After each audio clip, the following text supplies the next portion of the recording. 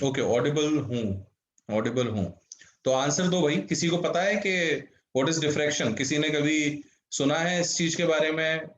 ऐसा तो वैसे मुझे नहीं लगता कि हो सकता है कि किसी ने नहीं सुना हो, बट किसी को कोई आइडिया है थोड़ा बहुत डिफ्रैक्शन का, या फिर मैं ही बढ़ जाऊं आगे?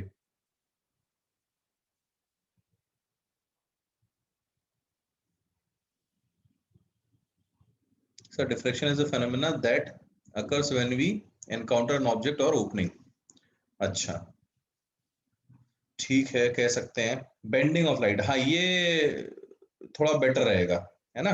Bending of light, correct. मतलब क्या हो रहा है, अगर मैं आपको समझाना चाहूँ सिंपल टर्म्स में, तो बेसिकली लाइट का एक नेचर होता है, और उस नेचर के अनुरूप उस लाइट को जाना होता है। तो कायदे से अगर मैं आपसे बोलूं कि यहाँ पर हमारा एक सोर्स है, और इस सोर्स से लाइट रेज पास कर रही हैं, और मैंने यहाँ सामने जो स्क्रीन थी, उस स्क्रीन में एक ओपनिंग बना रखी है। लेट अस से ये हमारी छोटी सी जगह थी, और हमने यहाँ पर एक ओपनिंग क्रिएट की हुई है। तो लाइट को कानूनी तौर पे ऐसे जाना चाहिए था, यहां से, और यहां से इसको जाना चाहिए था ऐसे। तो एक्चुअल जो पाथ था लाइट का, वो कुछ इस तरीके का होना चाहिए था। यानी कि अगर मैंने यहाँ ऑब्स्ट्रक्शंस लगा दिए, ये एक कुछ भी ऑब्स्ट्रक्शन हो सकता है, कार्डबोर्ड वगैरह लगा दिया, तो कायदे से सोर्स से निकलती हुई लाइट को इस तरीके से जाना था। ठीक है, चलो अब मैं बताता हूँ, सब लोग यहाँ पर ध्यान देंगे। बट हुआ क्या, ये ऑब्जर्व किया गया कि इन सम केसेस ये लाइट यहां पर पहुंचने के बाद सीधे ना जाते हुए थोड़ी सी बेंड हो गई, ये ऐसे। समझ रहे हो? यानी कि लाइट का स्ट्रेट लाइन पाथ जो था वो थोड़ा सा बेंड हो गया। तो ये जो फेनोमेना होता है जहां एजेस पर ये लाइट बेंड कर जाती है, this phenomena is what we call as diffraction. तो सिंपल भाषा में अगर कोई बोले तो आप लोग क्या बोलोगे कि diffraction is nothing but the phenomena of bending of light when the light enters the boundary of some other medium, या कुछ भी कह लो आप उस तरीके से। तो आप चाहो तो इसको लिख लो अपनी भाषा में, मैं आपको डिक्टेट कर रहा हूँ। आप लोग नोट साथ में रेडी रखिए, लिखते जाइए। कि हम ऐसा कह सकते हैं, द बेंडिंग द बेंडिंग और फ्लेयरिंग ऑफ लाइट। लिख लीजिए आप लोग, मैं यहां नहीं लिख रहा हूं, फालतू टाइम लगेगा। द बेंडिंग और flaring of light around the edges of an obstacle, the bending or flaring of light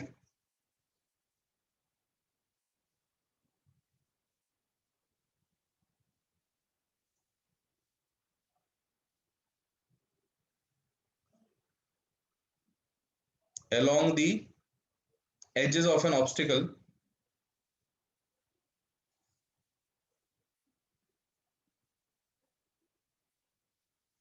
is called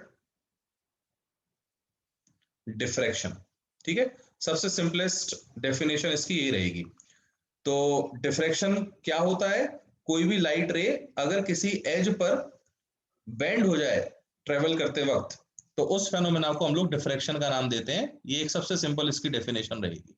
अब सवाल ये उठता है कि ये डिफ्रैक्शन के टाइप्स क्या क्या हो सकते हैं, और ये डिफ्रैक्शन क्या हमेशा होगी? नहीं। ये पहली बात समझ लो कि ये डिफ्रैक्शन जो है वो हमेशा पॉसिबल नहीं है। ये डिफ्रैक्शन तभी पॉसिबल है जब जो स्लिट की विड्थ है, जैसे कि यहां पर ध्यान से देखो, ये जो डिस्टेंस था b, this b is nothing but slit width, we call it slit width।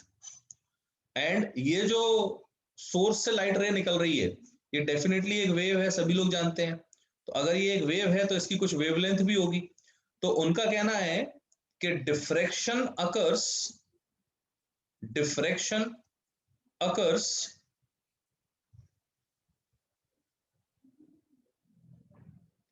only if the slit width is of the order of the wavelength।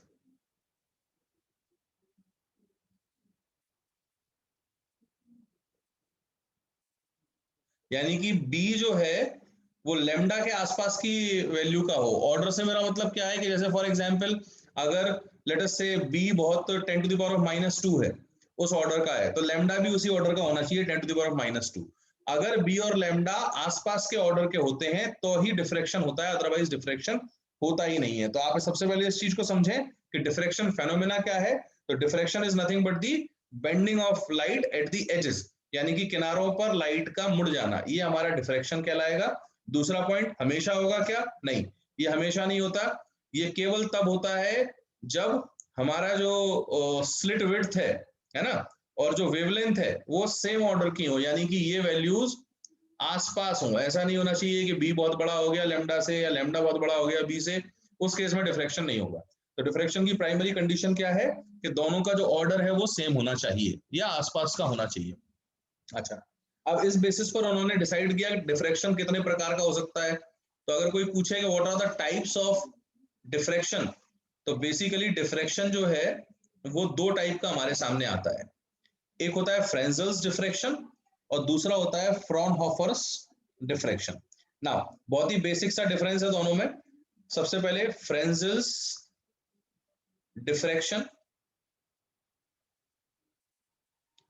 इसकी अगर हम बात करते हैं तो इसके अंदर जो सोर्स और स्क्रीन है उसका डिस्टेंस जो है वो हमेशा कैसा आना चाहिए? वो फाइनाइट होना चाहिए, यानी the distance of source and screen should be finite. मैं चैट में ज्यादा ध्यान नहीं दे रहा हूं, तो अगर किसी को कोई डाउट हो तो वो रेज हैंड वगैरह करके पूछ सकता है, या बीच में जब मैं चैट पे आऊंगा तब मैं देख लूंगा। तो या फिर अनम्यूट करके खुद को पूछ सकते हो, जो भी है। तो अब इसका क्या मतलब है कि फ्रेंजल्स डिफ्रेक्शन का? तो आप सिंपली क्या बोलोगे कि अगर मान लीजिए मैं आपसे बोलता हूं कि यहाँ एक सोर्स है, ठीक है, ये रहा हमारा सोर्स, यहां से रे एक निकल रही है, वो इस तरीके से जा रही है, और दूसरी रे है वो इधर पे जा रही है, और यहाँ पर हमारा जो स्लिट है डिफ्रेक्शन का, वो स्लिट हमने यहाँ रख दिया। स्लिट से मतलब आप समझ रहे हो, जो ऑब्स्ट्रक्शन। और सिमिलरली एक ऑब्स्ट्रक्शन नीचे भी रहेगा, ये रहा, ठीक। इसकी वजह से फिर फ्लेयरिंग ऑफ लाइट होगी, यानी कि जिस लाइट को सीधा सीधा जाना था वो इंस्टेड ऑफ गोइंग सीधा सीधा थोड़ा सा बैंड हो गई। मामूली बैंड होता है, बहुत ज्यादा नहीं होता, जैसे चित्र में पिछली बार थोड़ा सा ज्यादा बना दिया था मैंने, वो तुम भावनाएं समझ जाओ बस। तो ये ऐसे जाना थी, बट ये ऐसे जाने की जगह ये ऐसे जा रही है, ठीक। तो ये जो फ्लेयरिंग हो गई, this phenomena is what we call as diffraction. अच्छा, लेकिन यहाँ खास बात क्या थी देखने लायक, कि जो डिफ्रेक्शन का फेनोमेना हो रहा है उसमें हमारा सोर्स और स्क्रीन दोनों एक फाइनाइट डिस्टेंस पर रखे हुए हैं। तो source and screen both are at some finite distance. तो ये हमारी स्क्रीन है, ये सोर्स है, और ये दोनों जो डिस्टेंसेस हैं, let us say this distance is A, this distance is D, this distance is B. तो यहां आप ध्यान से देखिए, A and D both are finite.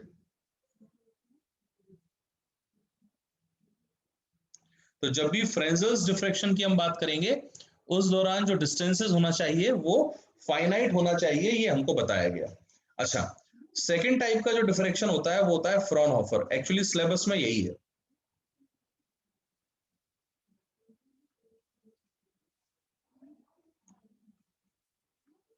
फ्रेंजल्स diffraction syllabus का हिस्सा नहीं है, केवल एक आइडिया होना चाहिए कि दोनों में डिफरेंस क्या होता है और होता क्या है ये।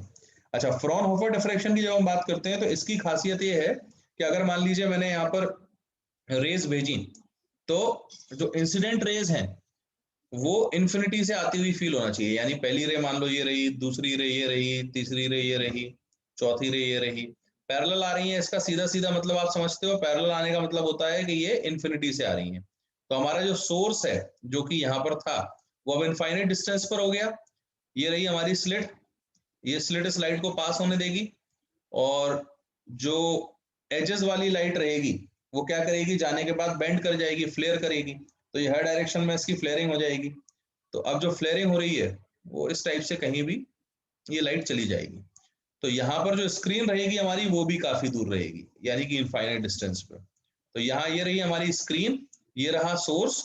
तो फ्रॉनहोफर का क्राइटेरियन क्या है? मेनली फ्रॉनहोफर का सबसे बड़ा क्राइटेरिया ये है, both source and screen should be at a very far distance.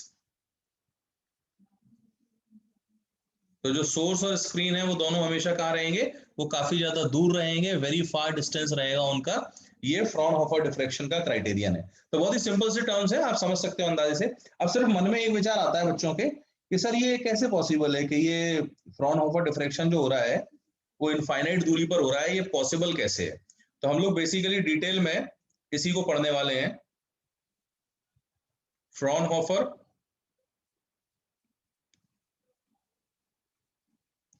Diffraction. ठीक है, अब ये डिफ्रेक्शन कैसे होगा मैं उस चीज को बता देता हूँ। पहले तो ये डिफरेंस सभी को क्लियर है, दोनों के बीच का सिंपल सा डिफरेंस है कि दोनों के लिए जो सोर्स का और इसका डिस्टेंस था वो फाइनाइट हो जाए अगर तो फ्रेंजल्स, और अगर ये इनफाइनाइट हो जाए तो फिर ये बन जाएगा हमारा फ्रॉनहोफर्स डिफ्लेक्शन। यहां तक बताओ किसी को कोई दिक्कत है? Is there any doubt till this point? बताइए, यहां तक सब क्लियर है सभी को? कुछ पूछना है तो पूछ लो, मैं तब तक चित्रकारी कर लेता हूँ फ्रॉनहोफर डिफ्रेक्शन का। किसी को डाउट हो तो बोलो जल्दी।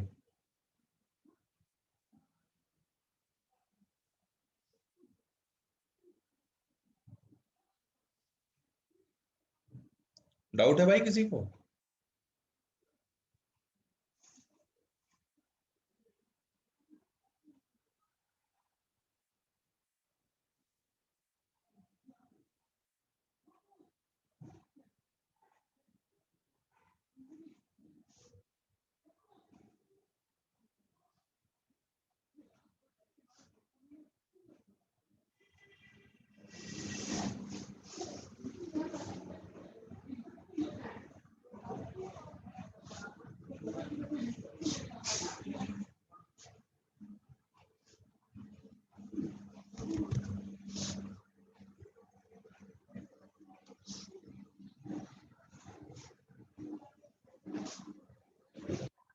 कोई डाउट है भाई किसी को? अबे तुम लोग पार्टिसिपेट नहीं करोगे तो रिकॉर्डेड लेक्चर ही डालता हूँ ना फिर मैं। पता तो चलना चाहिए कर क्या रहे हो।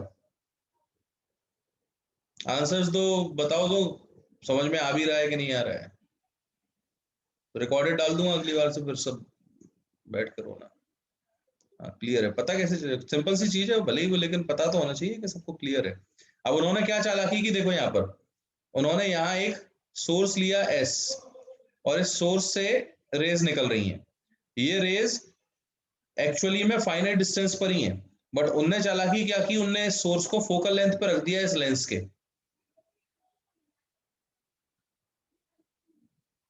डोंट वरी, मैं थोड़ी देर में जब लास्ट के 5 मिनट बचेंगे तो मैं ये इसके स्क्रीनशॉट लेने को आपको अलाउ कर दूंगा, तो ऊपर नीचे शिफ्ट कर दूंगा पेज। फिलहाल इसको समझ लो। तो मैं क्या कह रहा था कि अगर मान लो यहाँ फोकस पर मैं लग देता हूँ सोर्स को, तो फोकस पर रखने से क्या हो जाएगा, ये सारी लाइट जो है वो parallel to the principal axis जाने लगेगी। ठीक है, अब ये पैरेलल टू प्रिंसिपल एक्सिस जाएगी तो अल्टीमेटली यहाँ वाली जो डिफ्रैक्शन स्लिट थी उसको क्या दिखाई देगा, उसको ऐसा लगेगा कि ये लाइट इन्फिनिटी से आ रही है। हमने चालाकी कर दी, इन्फिनिटी से प्रैक्टिकली लाइट लाना हमारे लिए बहुत मुश्किल है ना, या तो सनरेज ले लो, करेक्ट, बट सनरेज से फिर डिफ्रैक्शन पैटर्न ऑब्जर्व करना बहुत मुश्किल पड़ जाएगा। तो लैब में हम कैसे उसको यूज करें, उन्होंने क्या किया, यहाँ एक कॉन्वेक्स लेंस लगा दिया, लेंस के फोकस पर सोर्स को रख दिया। तो अब यहाँ से जो रेस पास हो रही है उनको ऐसा फील होगा जैसे कि ये रेस जो है वो हमारी इन्फिनिटी से आ रही है।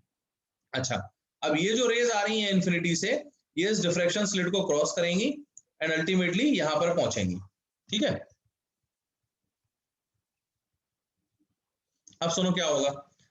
ये रेज यहां पहुंचने के बाद बेंड होंगी अलग अलग डायरेक्शन में। आपको मालूम है, मैंने लास्ट टाइम बताया था, यहाँ कई सारे पॉइंट्स बन जाएंगे जहां से रेज हर डायरेक्शन में जाना शुरू कर देंगी।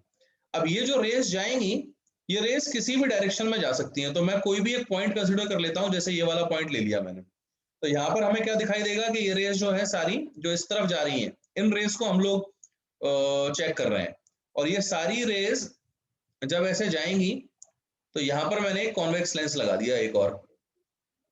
ये देखो, ये कॉन्वेक्स लेंस क्या करेगा, इन सभी रेस को वापस फोकस करेगा और अल्टीमेटली ये एक पॉइंट पर मीट करते हुए हमको दिखाई देंगी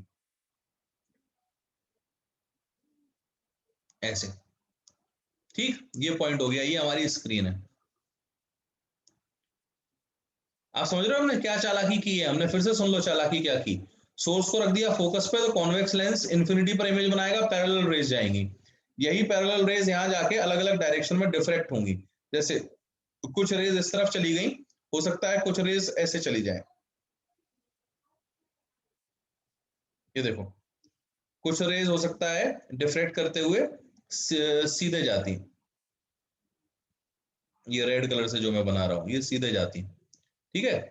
और फिर इनको यहाँ पर एक हम कॉन्वेक्स लेंस लगा देते हैं रेड वाले के लिए, ये ऐसे लगा देते, ये सारी सॉरी, ये सारी ऐसे कन्वर्ज करेंगी, यहाँ मीट कर जाएंगी। देख रहे हो, यहाँ अलग इंटेंसिटी दिखाई देगी। ऐसे ही नीचे भी हो सकता था, लेटेस्ट से कोई और कलर अगर मैं ले लेता हूँ कि कौन सा ग्रीन ले लेता हूँ, तो अब क्या होगा, यहीं से, क्योंकि मैंने आपको बताया था कि एक पॉइंट से हर डायरेक्शन में रेज जाती हैं, तो ये वाले पॉइंट से एक रे इधर गई, एक रे सामने गई, एक रे नीचे भी जाएगी। तो अगर मान लो ये रेज नीचे की तरफ जाती हैं तो इधर जाएगी, इधर जाएगी, ऐसे इधर थोड़ा आप समझ पा रहे होगे, ऐसा मैं उम्मीद कर रहा हूँ, है ना। ये रेज ऐसे जा रही हैं, और यहाँ एक कॉन्वेक्स लेंस अगर मैं लगा देता हूँ फिर से, तो ये कन्वर्ज कराकर इनको कहीं ना कहीं यहाँ पर मीट करा देगा। तो ultimately there are infinite number of points जहां पर ये रेज जो है वो इंटरसेक्ट करेंगी इस स्क्रीन को, और हर पॉइंट के करस्पॉन्डिंग जो इंटेंसिटी है वो अलग अलग होगी। और ये जो हम लेंस लगा रहे हैं ना, ये एकदम स्लिट के पास में है, यानी कि ये डिस्टेंस जो है वो नेग्लिजिबल है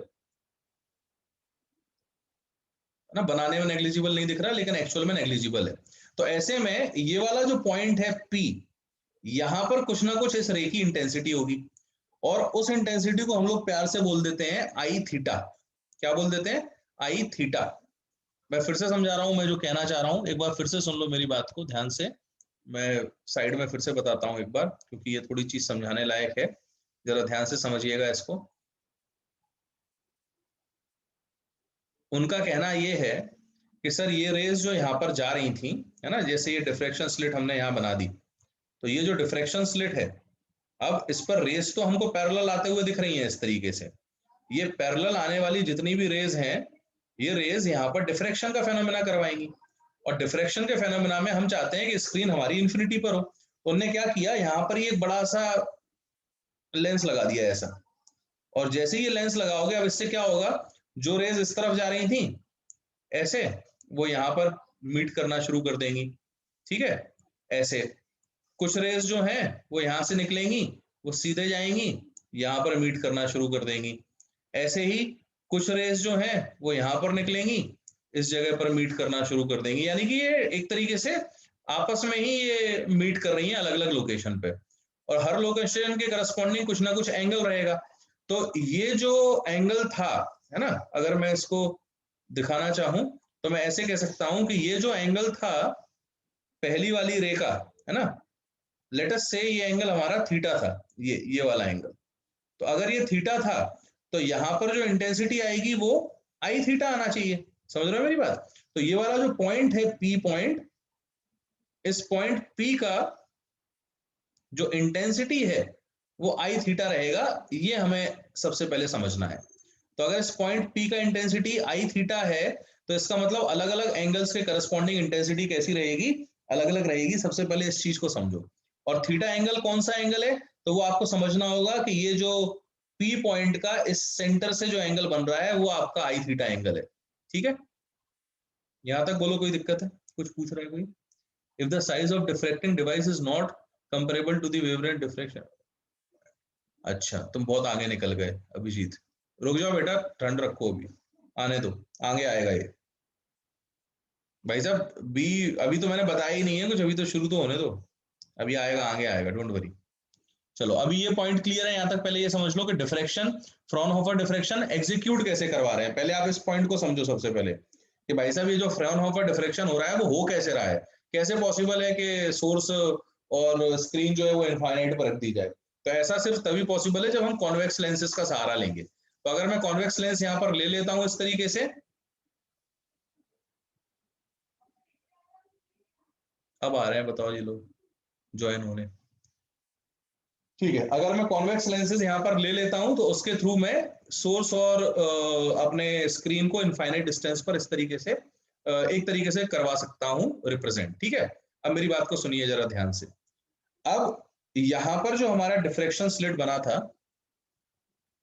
एक सेकेंड, ये यहां पर जो हमारा डिफ्रेक्शन स्लिट बना था, ये डिफ्रेक्शन स्लिट से इसकी विड्थ बहुत कम है। सबसे पहले तो ये चीज समझ लीजिए कि इसकी जो स्लिट विड्थ है वो दिखा में भले ही बड़ी रहा हूं बट वो काफी कम है, ये रही। ठीक, इस स्लिट पे कई सारे इंडिविजुअल पॉइंट्स की तरह ये बिहेव करता है लाइट, है ना। यहाँ पर कई सारे इंडिविजुअल पॉइंट्स हमें दिखते हैं जो सोर्स की तरह बिहेव करते हैं लाइट के। जो पैरेलल लाइट आ रही थी वो सारे कई सारे पॉइंट्स की तरह बिहेव करेंगे और हर पॉइंट के अलग अलग कुछ ना कुछ इक्वेशंस होंगी, वाई की इक्वेशंस वगैरह वगैरह। अब वैसे तो इसका मैथमेटिकल डेरिवेशन हो सकता है बट हम मैथमेटिकल डेरिवेशन में पढ़ना नहीं चाहते। हम डायरेक्टली ये देखना चाहते हैं कि जो थीटा एंगल पर लाइट गिर रही थी, यानी कि ये जैसे मान लो यहाँ एक पॉइंट था, ये वाला, ये देखो, ये हमारी स्क्रीन है। लेंस में मैंने सब हटा दिया है फिलहाल। मेरा ये कहना है कि ये सारा जो डिफ्रेक्शन पैटर्न, या लेंस लगा दो, चलो यहाँ, ये रहा लेंस,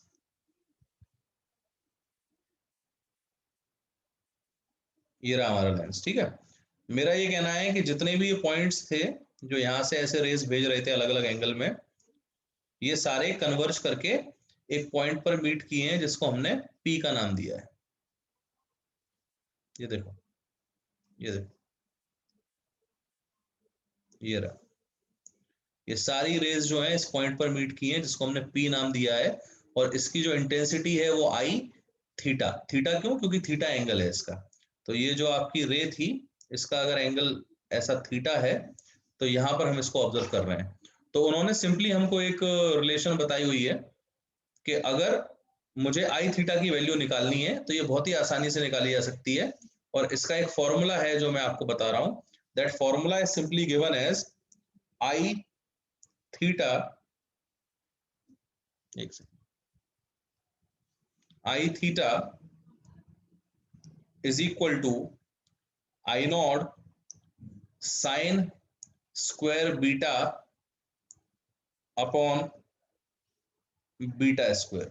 इसको आपको याद रखना है, ठीक है। I naught sine square beta upon beta square, this is the intensity at any angle theta. Now what is beta if someone is asking? तो बीटा की वैल्यू मैं नीचे लिख रहा हूं,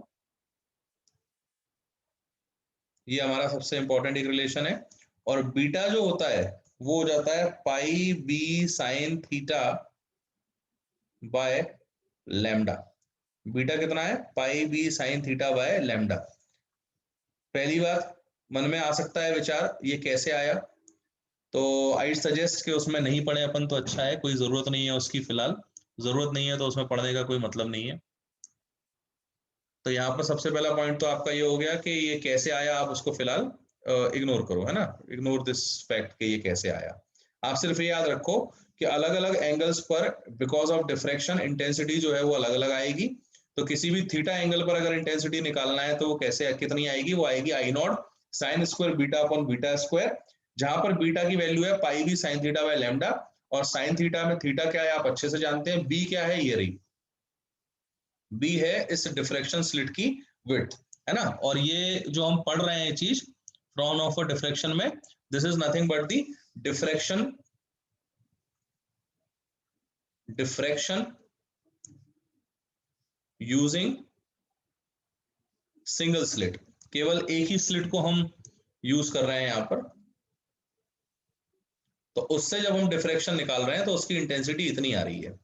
अब लोगों ने ये बोला कि सर ये जो इंटेंसिटी आपके सामने आई है, ठीक है चलो हमने मान लिया कि इंटेंसिटी इतनी है, ये इंटेंसिटी मैक्सिमम कितनी होगी और मिनिमम कितनी होगी और कब होगी, हमसे ये चीज पूछी जाती है। ठीक, तो आप सबसे पहले इस चीज को समझिए कि अगर मुझे डिफ्रैक्शन मिनिमा निकालना है, करेक्ट, तो मैं यहाँ पर डिफ्रैक्शन मिनिमा निकालना चाह रहा हूं। ठीक ना, डिफ्रैक्शन मिनिमा के लिए, एक सेकंड,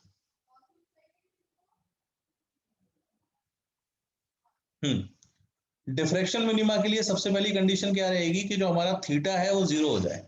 उससे क्या होगा? अगर मेरा थीटा टेंडिंग टू 0 हो जाता है तो फिर जो साइन थीटा है that will tend to 0, and sine theta अगर टेंडिंग टू 0 हो गया तो उस परिस्थिति में आप ध्यान से देखिए, जो बीटा था ये लिखा था हमने,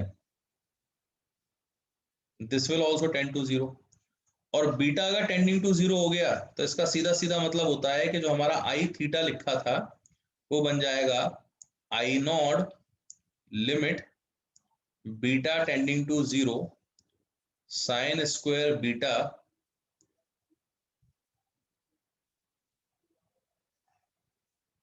अपॉन बीटा स्क्वायर। ये खास तौर पे जेई वालों के लिए हो रहा है, नीट वाले केवल 2-3 पॉइंट्स हैं जो मैं आपको लास्ट में बता दूंगा, वही आपको ध्यान रखने हैं। फिलहाल ये ध्यान रखो आप कि ये जो टर्म आ गया, अब फंक्शंस आप लोगों ने पढ़ा हुआ है मैथ्स में, जेई वालों ने, लिमिट्स, कंटिन्यूटी एंड डेरिवेबिलिटी, आप अच्छे से जानते हैं कि beta tending to 0 sine beta upon beta की वैल्यू कितनी हो जाएगी, 1। तो अगर मैं यहां से स्क्वायर हटा देता हूं, ये देखो यहां से मैंने ये स्क्वायर को हटा दिया, ठीक है। तो आप अच्छे से जानते हैं कि ये जो वैल्यू होती है हमारी, इसको भी हटा दो ना, फिर इंटेंसिटी को भी, इसको भी हटाओ, सिर्फ इसकी वैल्यू चेक कर लो। ये वैल्यू सब जानते हैं, मैथ्स वाले बच्चे जितने भी हैं उन सबको पता है, ये वैल्यू जो होती है वो हमारी 0 के बराबर होती है, यानी limit beta tending to 0 sine beta by beta is equal to 0। And अगर sine beta by beta equal to 0 हो गया, sorry this is equal to 1, मैं गलत कर गया, माई फॉल्ट, मैं वापस ले रहा हूँ अपने शब्द, भावना में बह गया था, ये 0 नहीं होती भाई, क्या कर रहा हूँ, फिर से देखो, मैथ्स वाले को पता है और बायो वाले केवल सुन लो बेटा, limit beta tending to 0 sine beta by beta की वैल्यू 1 आती है, और अगर beta tending to 0 sine beta by beta की वैल्यू हमारे सामने 1 आ जाती है तो उस परिस्थिति में आई थीटा जो था वो हमारा बन जाएगा, ये लिखा हुआ है देखो, I naught sine beta upon beta का स्क्वायर, और अगर बीटा टेंडिंग टू 0 डाल दोगे तो ये सीधा सीधा 1 बन जाएगा इस फॉर्मूले के अनुसार, एंड अल्टीमेटली यहाँ पर ये वैल्यू आई नॉट बन जाएगी, यानी I theta is coming out to be equal to I naught. ये पॉइंट सबको मेरे ख्याल से क्लियर होगा। यहां तक कोई दिक्कत है क्या, जल्दी से बताओ।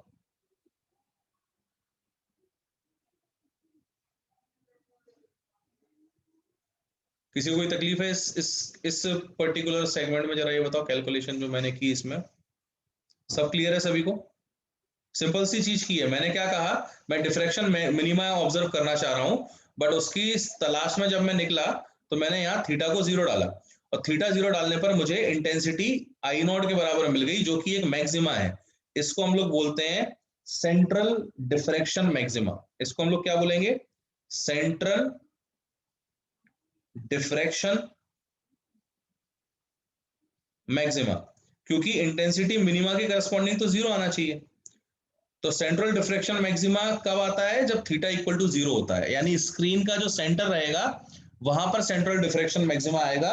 ये पॉइंट सबसे पहले आपके दिमाग में क्लियर होना चाहिए, ठीक है। अच्छा, अगर मैं बीटा को एम पाई डाल देता हूं तो इससे क्या फायदा है कि साइन बीटा जो है, साइन 0 0 होता है, साइन पाई 0 होता है ना, साइन 2 पाई 0 होता है, तो साइन बीटा कितना बन जाएगा, यहाँ पर 0 बन जाएगा आपका, और साइन बीटा जैसे ही 0 बनेगा तो उस परिस्थिति में जो हमारा आई थीटा है दिस विल ऑल्सो बिकम 0। समझ रहे हो, ये पॉइंट ध्यान से समझो। अगर मैं आपसे बोलूं कि जो हमारा आई थीटा आ रहा था वो आई थीटा, इस केस में उसकी वैल्यू हम अलग तरीके से देख पा रहे हैं कि वो आई नॉट आ रही थी, बट अगर मैं बीटा को एम पाई डाल देता हूं तो साइन बीटा जो है वो 0 बन जाएगा, तो आई थीटा हमारा कितना आ जाएगा, 0 आ जाएगा। अब आई थीटा अगर मेरे सामने 0 आ जाता है तो इसका सीधा सीधा मतलब है कि इंटेंसिटी इज 0, यानी कि यहां पर हमको मिनिमा मिल रहा है। क्या मिल रहा है यहाँ पर, मिनिमा। अच्छा, अब थोड़ी सी चालाकी करो, यहाँ पर मिनिमा तो मिल गया, लेकिन थीटा कौन से हैं जिस पर हमको मिनिमा मिल रहा है, हमसे सबसे पहले ये पूछा गया है कि वो कौन से थीटा है जहां पर मिनिमा हमको मिल रहा है। तो मैंने आपसे बोला कि बीटा की वैल्यू डाल दी आपने एम पाई, और यही बीटा किसके बराबर होना चाहिए, pi B sine theta by lambda, ये हम लोग ऑलरेडी पढ़ चुके हैं। तो अगर ये बीटा हमारा जो है वो pi B sine theta by lambda के बराबर हो गया तो पाई कट जाएगा यहाँ से, है ना। तो आप ध्यान से देखो, यहाँ से आपको ये वैल्यू मिल जाएगी B sine theta should be equal to M lambda. ये रिलेशन मेरे सामने एस्टेब्लिश हो गई है। ठीक, अब समझना मेरी बात। बी साइन थीटा हमारे एम लैम्डा के बराबर आ रहा है, तो यहां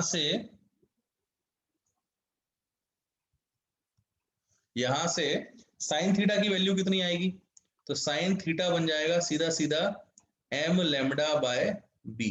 मैं कर क्या रहा हूं, मैं आपको अभी एक बार शॉर्ट में फिर से समझाऊंगा, इसीलिए कंफ्यूज मत होना, सिर्फ थोड़ा थोड़ा सुनते रहो, है ना। अब यहां से अगर मैं थीटा की वैल्यू निकालूं तो थीटा बन जाएगा हमारा sine inverse of M lambda by B. अब समझना, मुझे फर्स्ट मिनिमा निकालना है। मुझे क्या निकालना है? First minima. तो फर्स्ट मिनिमा के लिए मैं m को डाल देता हूं 1। तो m को जैसे ही 1 डालोगे, आप देख सकते हो थीटा 1 जो मिलेगा आपको, वो मिल जाएगा sine inverse of lambda by B. ये आपका फर्स्ट मिनिमा है। ये क्या है आपका? First minima. ठीक, ऐसे ही m को अगर मैं 2 डाल देता हूं तो थीटा 2 कितना आ जाएगा?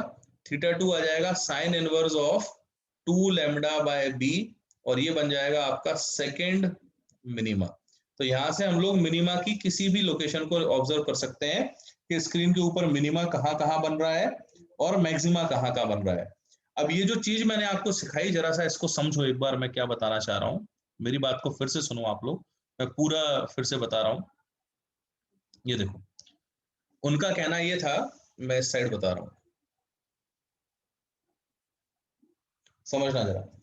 उनका कहना यहाँ पर ये था कि सर अगर मान लीजिए हमने यहाँ एक स्लिट बनाई, ये रही पतली सी ओपनिंग, और इस स्लिट पे फ्रॉनहोफर डिफ्रैक्शन को अगर हम ऑब्जर्व करते हैं, तो लाइट की जो रेज हैं, ये स्लिट विड्थ कम होने के कारण ये हर डायरेक्शन में एक तरीके से इंटरफेयर करेंगी, और ये जो इंटरफेरेंस होगा सिंगल स्लिट के कारण, वो इंटरफेरेंस इस स्क्रीन पर ऑब्जर्व किया जा रहा है। ठीक है, मैथमेटिकल रिलेशन से हमने ये ऑब्जर्व किया कि जो सेंट्रल पॉइंट था ये वाला, यहां पर हमें सेंट्रल मैक्सिमा बनते हुए दिख रहा था। ये हमने अभी चेक किया। और क्यों बन रहा था सेंट्रल मैक्सिमा? ये थोड़ी देर पहले हमने देखा था कि जो इंटेंसिटी का रिलेशन आता है I theta, that comes out to be I naught. ये हमने पढ़ा था ना अभी, यहां पढ़ा था हमने, I theta is simply given as I naught sin square beta by beta square, जहां पर बीटा की वैल्यू थी pi B sine theta by lambda. अब हमने क्या चालाकी की यहाँ पे, हमने बोला कि अगर मैं थीटा जीरो ले लूं, थीटा जीरो मतलब हो गया ये सेंट्रल मैक्सिमा वाला पॉइंट, कोई दूसरा पॉइंट लेना है तो वो ऐसे बन जाएगा, यानी कि ये पॉइंट रहा आपका एक थीटा वाला, ये थीटा 1 मान लो इसको। ठीक है, अब उनका ये कहना था कि जो सेंट्रल मैक्सिमा वाला पॉइंट है वो कैसे आएगा। तो हमने कहा एक काम करो ना, बीटा थीटा को जीरो डालो। थीटा जीरो डाला तो ये टर्म बीटा जीरो बन गया, और बीटा जीरो डाला तो यहाँ sign square beta upon beta square है। लिमिट्स में हमने पढ़ा हुआ है मैथ्स में कि साइन बीटा अपॉन बीटा, जब बीटा की वैल्यू जीरो टेंड करती है तो वो 1 हो जाता है। तो यहां से मुझे पता चल गया कि इसकी इंटेंसिटी आई थीटा जो थी वो बन जाएगी आई नॉट। तो सेंट्रल मैक्सिमा की इंटेंसिटी है हमारी आई नॉट, ये फिक्स हो गया। अच्छा, अब ऊपर की जो रेज रहेंगी उस पर मिनिमास बन रहे हैं या मैक्सिमास, ये हमें चेक करना है सबसे पहले। तो हमने क्या चेक किया, हमने बीटा को एम पाई के बराबर डाल के देखा। जैसे ही बीटा को एम पाई के बराबर डालोगे तो साइन बीटा बन जाएगा जीरो, और साइन बीटा एक बार जीरो बन गया तो इसका सीधा सीधा मतलब है कि ये पूरा टर्म जीरो बन गया, यानी आई थीटा हमारे सामने कितना आ गया? जीरो। आई थीटा जीरो केवल मिनिमास पे आता है। अगर आई थीटा मिनिमास पे जीरो आ रहा है तो इसका सीधा सीधा मतलब ये हो रहा है कि जैसे ये थीटा 1 वाला लोकेशन था जहां पर हमारा एंगल आया था साइन इनवर्स ऑफ, अभी नीचे हमने देखा था sine inverse of lambda by B, ये हमारा फर्स्ट मिनिमा का लोकेशन आ रहा है। ऐसे ही फर्स्ट मिनिमा ऊपर है और फर्स्ट मिनिमा नीचे की तरफ भी रहेगा। तो एक फर्स्ट मिनिमा यहां दिख रहा है और दूसरा हमें यहां पर भी दिखाई देगा। ये देखो, ये भी तो आपका फर्स्ट मिनिमा है, तो सेंट्रल मैक्सिमा था, ये फर्स्ट मिनिमा दिख रहा है मुझे।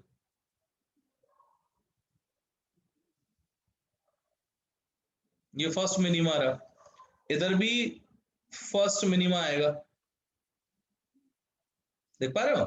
अच्छा, इसके बाद एक और एंगल अगर ले लो आप, ये रहा, ये थीटा 2 है, आपको ऑलरेडी पता है थीटा 2 पर आपको क्या मिल रहा था, थीटा 2 पर मिल रहा था सेकंड मिनिमा। नीचे भी थीटा 2 पर आपको क्या मिलेगा,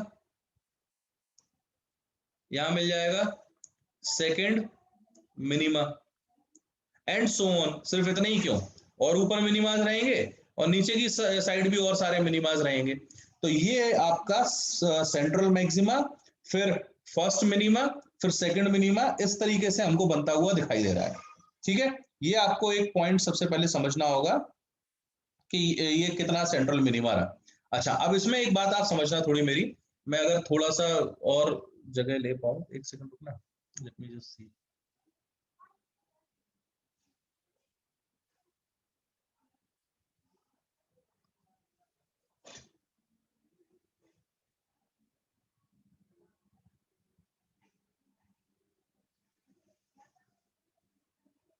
एक सेकंड रुकिएगा।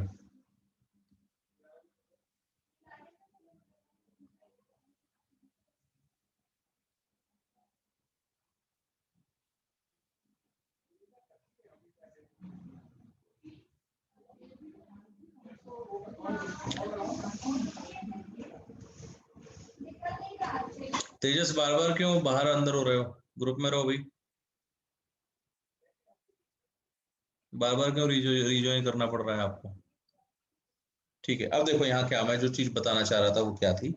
मैं येलो कलर को व्हाइट से कंपेयर कर रहा हूँ, है ना। तो जहां जहां येलो आपको दिखाई देगा, आप भावनाएं समझ जाना कि वो व्हाइट कलर है, वो येलो नहीं है ना। तो या व्हाइट और ब्लैक से ही बता दूं, चलो व्हाइट और ब्लैक से बताने की कोशिश करता हूँ। तो मैं ब्लैक वाला ले लेता हूँ। अब देखो, हाँ, ये नहीं करना मुझे।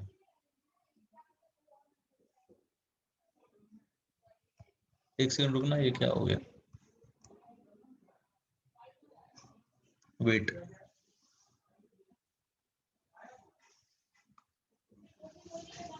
अब सुनो। अब मुझे सबसे पहले यहाँ पर डिफ्रेक्शन पैटर्न समझना था।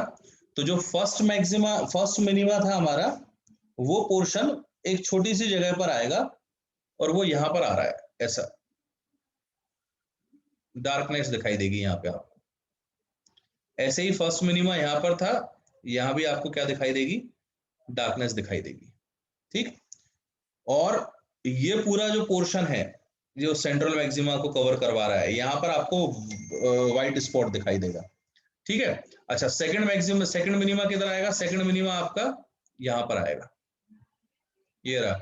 ऐसे ही सेकंड मिनिमा नीचे की तरफ भी आएगा, ये देखो, ये रहा, ये डार्क पैचेस। तो जो पैटर्न हमें दिख रहा है स्लिट का, वो पैटर्न कुछ इस तरीके से दिखाई दे रहा है कि जो हमारे सेंट्रल मैक्सिमा है या सेंट्रल ब्राइट है, उसकी कुछ ना कुछ विड्थ हमारे सामने आ रही है।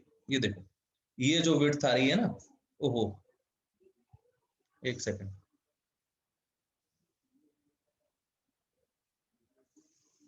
ये जो विड्थ आ रही है ना, ये distance, this is what we call as angular width of central diffraction maxima. What we'll call it, angular, या simply angular क्यों, this is the width of central diffraction maxima. अच्छा, कोई अगर इसकी एंगुलर विड्थ निकालना चाहे, तो angular width of central diffraction maxima,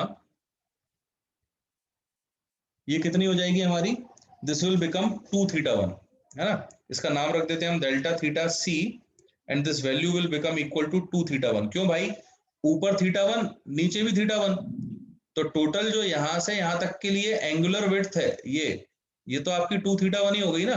तो ये जो एंगुलर विड्थ है सेंट्रल डिफ्रेक्शन मैक्सिमा की, वो 2θ1 बनती है। तो इसकी वैल्यू कितनी आएगी, तो आप बोल दोगे delta theta C will be equal to twice of sine inverse lambda by B. ठीक है, ये हमारे सामने width of central diffraction maxima बन गया, ये रहा, ये वैल्यू रही। ठीक है। अच्छा, कोई अगर लीनियर विड्थ निकालना चाहे तो वो कैसे निकालेंगे? कोई आइडिया है किसी के पास? आप सिंपली देख सकते हो, अगर लीनियर विड्थ निकालना है तो वो भी बहुत आसान है। वो कैसे आसान है, समझो इस चीज को। आपने थोड़ी देर पहले ही ये चीज पढ़ी थी, ऊपर दिखा रहा हूं मैं, ये देखो, ये जो लेंथ थी ये फोकल लेंथ के बराबर है, और सभी जानते हैं कि अगर ये फोकल लेंथ है और एंगल मुझे पता है, तो आर्क लेंथ होता है रेडियस इनटू एंगल, है ना। तो रेडियस तो हो गया हमारा एफ, और एंगल कितना था, थीटा। तो ये जो लेंथ रहेगा, आर्क लेंथ कह लो आप या नॉर्मल लेंथ कह लो, जो भी आप कहना चाहो, वो रेडियस इनटू एंगल के हिसाब से बन जाएगा सीधा सीधा। यहाँ पर मैं इसको इधर ऐसे कर देता हूँ, मैं इसको कह सकता हूं यहां से सिंपली कि जो लेंथ या विड्थ, विड्थ से भी अच्छा होगा linear width of central maxima is equal to कितना हो जाएगा, सीधा सीधा F into delta theta C. तो यहां से आप सॉल्व करोगे तो ये बन जाएगा आपका 2f sine inverse lambda by B. ये मेरे सामने पूरा इसका एक्सप्रेशन डेवलप हो गया जो आपको समझना था। समझे? ये कौन सी लोकेशंस हैं? ये सेंट्रल, ये आपके मिनिमास की लोकेशन है। और मैक्सिमास अगर आपको निकालना है तो मैक्सिमास के लिए आपको इसको डिफरेंशिएट करना पड़ेगा। समझे? सो अब यहां पर सिंपली मैं बता रहा हूं आपको कि फॉर मैक्सिमास, ये जेई वालों के लिए, खास तौर पे जेई एडवांस्ड, नीट वाले थोड़ा सा सुन लो केवल, नीट वालों के लिए क्या जरूरी है वो मैं समराइज करके नीचे की तरफ आपको बता दूंगा। ठीक है, जेई एडवांस्ड वालों के लिए पूरी चीजें जो मैं बता रहा हूँ डिटेल में वो है इंपॉर्टेंट। तो फॉर मैक्सिमास अगर कोई आपसे पूछे तो आप सीधे सीधे कह सकते हो कि भैया मैक्सिमा के लिए आप डिफरेंशिएट कर दो, इंटेंसिटी मैक्सिमम होना चाहिए, तो D I theta by D theta zero डाल दो। और जब इसको जीरो डालोगे तो यहां से इक्वेशन बन के आएगी सीधा सीधा tan beta equal to beta. तो जेई एडवांस वाले ध्यान से सुनो, tan beta equal to beta जब आपसे बोला जा रहा है, इस इक्वेशन के जो जो सॉल्यूशंस रहेंगे वो सारे लोकेशंस पर हमको मैक्सिमम मिलेगा। तो मैक्सिमा आपको कहाँ कहाँ मिलेगा अगर कोई आपसे पूछे, तो आप बोलोगे मैक्सिमाज हमें सर उस जगह पर मिलेंगे जहां जहां पर ये tan beta equal to beta आएगा। तो आपको टेन बीटा और बीटा का ग्राफ बनाना आता ही है, आप वहां से चेक कर सकते हो कि मैक्सिमाज आपको कहाँ कहाँ मिलेगा। ये पॉइंट सबको क्लियर हो रहा है या नहीं? पहले मुझे जल्दी से चैट में बताओ, ये जितनी पंचायत मैंने की ये थोड़ी थोड़ी समझ में आई? बताइए।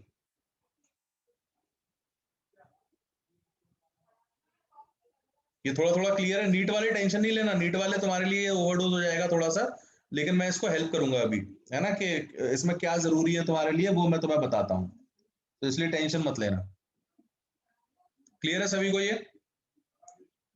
ठीक है, ज्यादातर लोगों को ये समझ में आ रहा है। किसी को दिक्कत हो तो वो बता दो, खासतौर पे क्लियर भले ही ना बताओ, दिक्कत वाला कोई बता दो जिसको नहीं आया, बोले सर पल्ले ही नहीं पड़ा, क्या कर दिया आपने। है कोई ऐसा?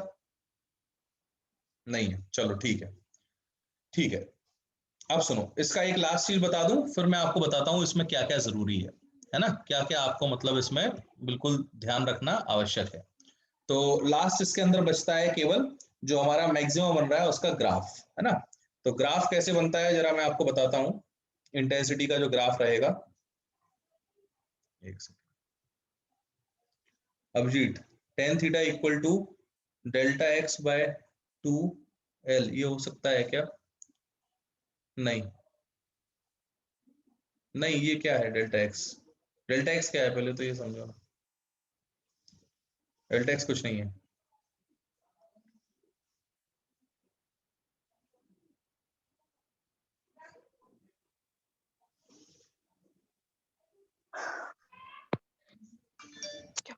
नहीं नहीं, ये रिलेशन का कोई यूज ही नहीं है अभिजीत, नो यूज। इसको समझो जरा, अब जो मैं बनाना चाह रहा हूँ, मैं ग्राफ प्लॉट करके आपको दिखाना चाह रहा हूँ इंटेंसिटी और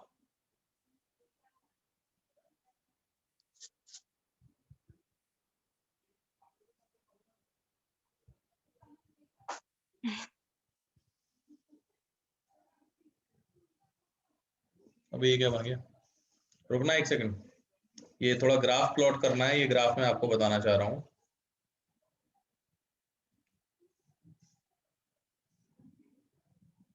ठीक है, ये देखो, ये हमारा जो है वो इंटेंसिटी है और ये उसकी अलग अलग जगह की लोकेशंस है। कहाँ पर है ये लोकेशंस? ये स्क्रीन के ऊपर है। जैसे मान लो यहाँ पर हमने बनाया था ना, ये थी हमारी स्क्रीन, ये हमारी स्क्रीन है, ठीक है। इस स्क्रीन के ऊपर हम लोग इंटेंसिटी का ग्राफ ड्रॉ कर रहे हैं। सब लोग ध्यान से इसको समझिएगा जरा। ये इस पूरे नीट और जेई सबके लिए सबसे इंपॉर्टेंट ये ग्राफ है। मतलब 99.9% चांसेस यही रहते हैं जेई मेंस और नीट में कि ये ग्राफ पे आपसे कोई सवाल पूछा जाए, तो आप इस चीज के लिए तैयार रहें।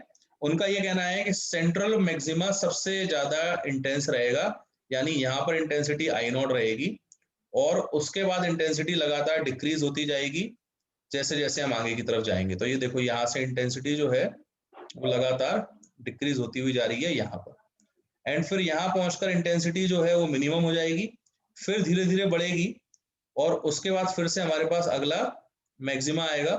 लेकिन आप एक खास बात देखें कि पहले सेंट्रल मैक्सिमा की इंटेंसिटी आई नॉट थी, बट अगले वाले की इंटेंसिटी ड्रास्टिकली रिड्यूस हो गई है and near about I naught by 21 हो गई है। अगला जो मैक्सिमा आएगा उसकी इंटेंसिटी और भी कम हो जाएगी, ड्रास्टिकली रिड्यूस हो रही है, और वो I naught by let us say, इसका डेटा है मेरे पास, this will approximately become I naught by 59। आप देख रहे हो कितना तेजी से ये मैक्सिमास का इंटेंसिटी ड्रॉप हो रहा है। सेम यहाँ पर भी यही चीज होगी, ये ऐसे डिक्रीज होगी इंटेंसिटी, फिर उसके बाद और ड्रास्टिकली डिक्रीज होगी and so on, this will continue. I naught by 21, यहाँ पर आई नॉट बाय 59, इस तरीके से इंटेंसिटी कम होगी। इसको अगर आप डायग्राम के थ्रू समझना चाहो तो आप ऐसे समझ सकते हो कि अगर मैं सेंटर पे ब्राइट ले रहा हूँ, सुनिए मेरी बात, ऑडियो बेटा माइक कोई बंद करो जिसके यहाँ थोड़ा शोर हो रहा है। इधर देखो, अगर मैं सेंटर पे ब्राइट ले रहा हूँ और यहाँ पर डार्क आ रहा है, तो ये डार्क पैच जो है ना वो ऐसा आएगा यहाँ से यहाँ तक। ये देखो, यहाँ डार्कनेस दिखाई देगी, ये स्क्रीन पे ये हिस्सा जो है वो एकदम डार्क है, फिर यहाँ पर वो डार्कनेस आएगी।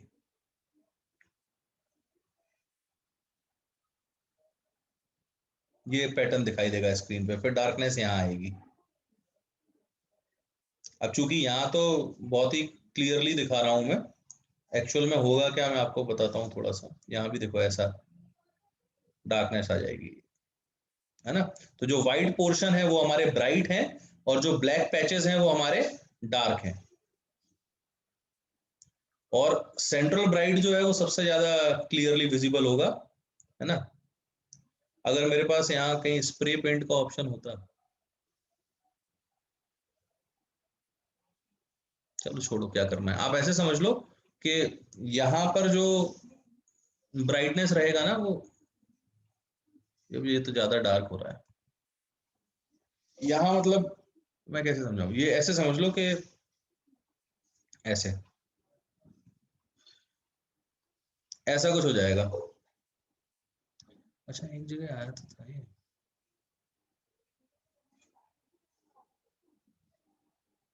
चलो छोड़ो, ये ऐसा कुछ हो जाएगा कि यहाँ वाले जो मैक्सिमास हैं वो उनपे काफी थोड़ा सा मतलब ब्लैक पैचेस रहेंगे हल्के हल्के, एकदम क्लियर नहीं होगा, एकदम क्लीन नहीं रहेगा जैसा मैं यहाँ बना पा रहा था, थोड़े से पैचेस रहेंगे मामूली मामूली से। तो भावनाएं समझ जाओ बस, ऐसा है। ये पॉइंट समझ में आया सभी को? नहीं, इंटू शेप की जरूरत नहीं, मैं बस यही बनाना चाह रहा हूँ, इंटू शेप में सब चौपट हो जाएगा, वो कर्वेचर नहीं आएंगे ना। ये यहाँ तक किसी को दिक्कत है पहले ये बताओ? ये सब क्लियर है सभी को?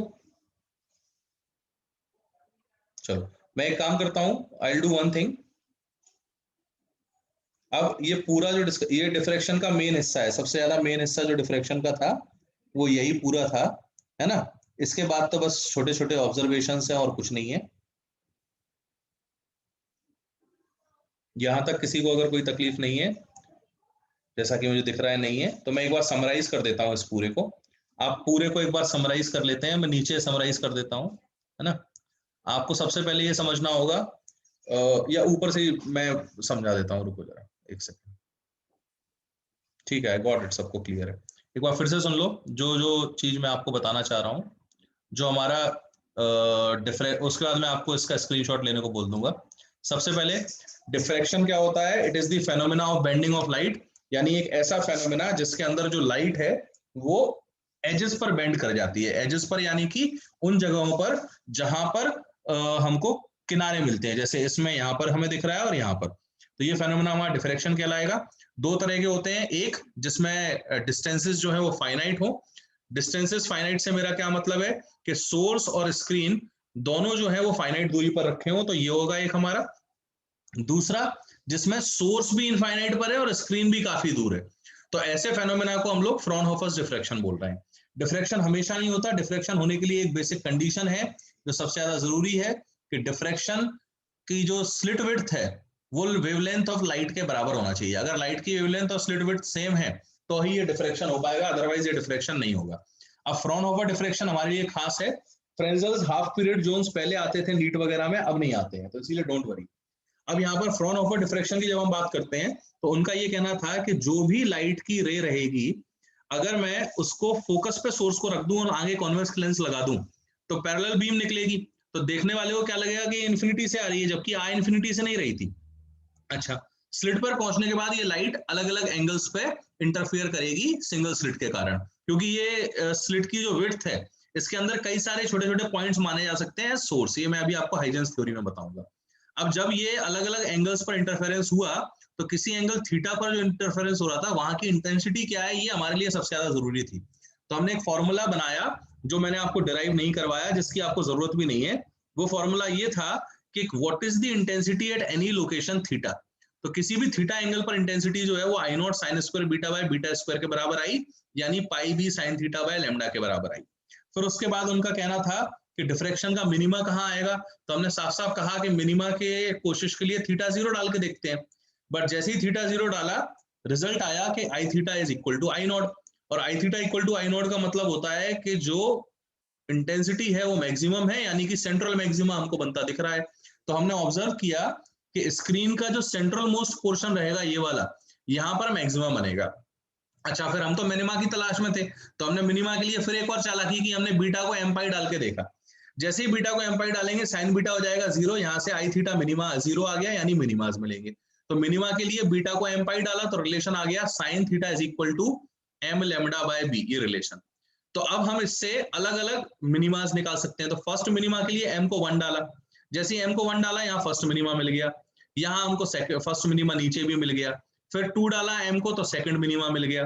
फिर हमने पैटर्न को जब ऑब्जर्व किया तो हमको पता चला कि देखो भाई, सेंट्रल मैक्सिमा का पोर्शन ये पूरा व्हाइट रहेगा, और ये पूरा जो व्हाइट पोर्शन है ये सेंट्रल मैक्सिमा का डिफ्रैक्शन मैक्सिमा का विड्थ है। तो एंगुलर विड्थ कितना है, तो हमने कहा दिस इज 2 थीटा 1। तो एंगुलर विड्थ अगर 2 थीटा 1 थी तो हमने उसकी वैल्यू निकाली, थीटा 1 हमने निकाल लिया था एम को 1 डाल के और 2 से मल्टीप्लाई कर दिया। जैसे एंगुलर विड्थ आ गई 2 थीटा 1, हमारे पास सीधा सीधा सेंट्रल मैक्सिमा का विड्थ आ चुका था, तो विड्थ निकाल ली। विड्थ कैसे निकाला भाई साहब, यहां से यहां तक की जो दूरी है, ये दूरी यहां बना रहा हूं, ये दूरी, ये अल्टीमेटली सभी जानते हैं कॉन्वेक्स लेंस होने के कारण फोकल लेंथ के बराबर होगी। तो radius equal arc length equal to क्या होता है, रेडियस इनटू एंगल। ओहो, ये दूरी है, ये जो है वो लेंस की फोकल लेंथ के बराबर थी, तभी तो वहां पर स्क्रीन पे उसकी इमेज बन पा रही थी। अब ये फोकल लेंथ के बराबर आ गई तो आपने सीधा सीधा ये देख लिया कि radius will be equal, arc length will be equal to radius into angle. तो आर्क लेंथ हमारी ये बनेगी, ये यहाँ से यहाँ तक, क्योंकि बहुत स्मॉल डिस्टेंसेस के लिए बात हो रही है। तो यहाँ से रेडियस इनटू एंगल की वैल्यूज डालकर हमने इसको सॉल्व कर लिया, यहाँ से हमको ये रिलेशन मिल गई। ठीक है, अब सुनिएगा मेरी बात। अब इसके बाद हम नीचे की तरफ आए, हमने ये देखा कि लीनियर विड्थ कितनी है, तो एफ इंटू डेल्टा थीटा या F two F sine inverse lambda by B से ये सिचुएशन आ गई। हमने डार्क की वैल्यूज निकालनी और इंटेंसिटी का ग्राफ बनाया, तो ग्राफ प्लॉट किया तो पता चला कि सेंटर पर इंटेंसिटी मैक्सिमम थी, और उसके बाद जितने भी मैक्सिमाज आ रहे हैं वो भले ही tan beta equal to beta को इक्वेट करने पर आए हैं, बट वहां पर इंटेंसिटी बहुत ही कम आई है, और वो इंटेंसिटी लगभग आई नॉट बाय 21, यानी very highly decrease, intensity is reducing very rapidly. तो हमारे लिए मेन बात ये ग्राफ है। अब नीट वाले बच्चे जो है, जो हमसे नीट की जानकारी ले रहे हैं या नीट के बारे में सीख रहे हैं, उनके लिए क्या जरूरी है मैं आपको जल्दी से बताता हूं। उनके लिए सबसे पहले तो देखो, इस पूरे पैटर्न में ये जरूरी है कि इसके टाइप्स क्या होते हैं। ये जो मैं मार्क कर रहा हूं ना, ये मतलब नीट वाले भूलना नहीं, ये ऐसा है। सबसे पहला तो ये है टाइप्स, ये नीट के लिए जरूरी है। ठीक, डिफरेंस क्या है दोनों में, ये जरूरी है। उसके भी पहले ये सबसे ज्यादा जरूरी पॉइंट है, ये जो मैं यहाँ बना रहा हूँ ना, ये जो मैं इंडिकेट कर रहा हूँ, ये सबसे इंपॉर्टेंट है। ये नीट जेई सबके लिए इंपॉर्टेंट है कि डिफ्रैक्शन हमेशा पॉसिबल नहीं है, डिफ्रैक्शन की एक कंडीशन होती है, वो कंडीशन ये रही। फिर उसके बाद हम लोग नीचे की तरफ आए, फिर हमने फ्रॉनहोफर डिफ्रैक्शन की जब बात की, तो उसमें नीट वालों के लिए इसमें कोई भी चीज जरूरी नहीं है, डिफ्रैक्शन यूजिंग सिंगल स्लिट वगैरह में ये कोई जरूरत नहीं है ना। ज्यादा से ज्यादा याद रखना चाहो तो फिर भी अगर आपकी इच्छा है तो, वैसे तो जरूरत नहीं है, बट अगर इच्छा है तो इसको, क्योंकि सिंपल दिख रहा है ये, मुझे टफ नहीं दिख रहा, तो मैं कहूंगा कि इसको थोड़ा आप याद रख लेना और इसको याद रख लेना। ठीक है, ये दो अगर आपने याद रख लिया तो आपका काफी हद तक काम चल जाएगा। अच्छा, इसके बाद हम लोग डिफ्रैक्शन मिनिमा की तरफ आएंगे। अब आपको सिर्फ इतना ध्यान रखना है, ये कुछ याद रखने की जरूरत नहीं है क्या सेंट्रल मैक्सिमा कहाँ बनता है वगैरह वगैरह। थोड़ा सा अगर आप ध्यान रख पाए तो मैं चाहूंगा कि ये ध्यान रख लेना, ये थीटा जो है मिनिमा के लिए है ना, these are the locations for central minima, ये याद रखना, ये थोड़ा जरूरी है। मिनिमास के लिए जो वैल्यूज हैं ये थोड़ा सा याद रखना कि कहाँ कहाँ मिनिमास बनेगा। इसका फायदा सिर्फ इतना है कि इसकी मदद से आप लोग ये निकाल सकते हो। एक तो ये इंपॉर्टेंट है, ये पूरा जो ग्राफ है ना, ये पूरा ये पोर्शन, अब ये कैसे बनाऊं, ये यहां से लेकर यहां तक का ये ग्राफ बहुत जरूरी है। इनफैक्ट ये पूरा डिस्कशन जरूरी है, ये भी जरूरी है, ये जो मैंने बताया है ये, बस क्योंकि ये पूछ लिया जाता है डायरेक्टली, फॉर्मूला बेस्ड आएगा सवाल इस पे, बहुत ही आसान चीज है, ये भी थोड़ा सा ध्यान रखना। ये देखो नीट वाले, तुम्हें समझ में आया बेटा क्या क्या करना है तुम्हें, ये सारे डेटा को याद रखना है। ठीक है, इसमें इतना आ गया आपको तो काम चल जाएगा। और सबसे इंपॉर्टेंट चाहे नीट हो चाहे जेई, सबके लिए ये है, मतलब इससे ज्यादा इंपॉर्टेंट तो कुछ है ही नहीं।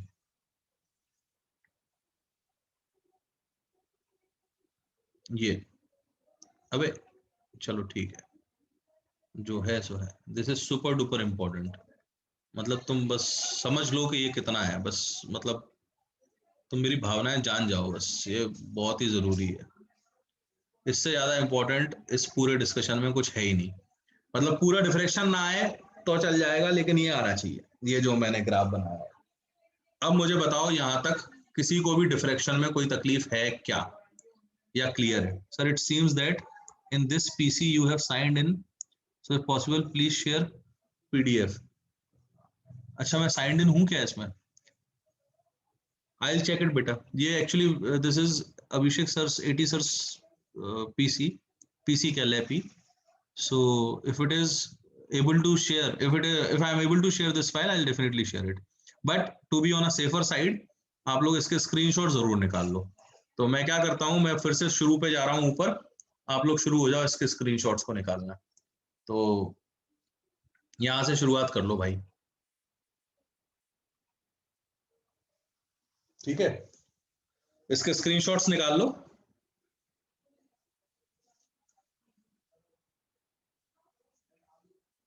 ये बहुत ही इंपॉर्टेंट टॉपिक है एक, इतना ही एक और इम्पोर्टेंट टॉपिक है जो जनरली जिसपे मतलब बहुत ही कम लोग, कम टीचर्स पूरी डिटेल देते हैं, वो है एक पोलराइजेशन। उसको मैं नेक्स्ट लेक्चर में बताऊंगा।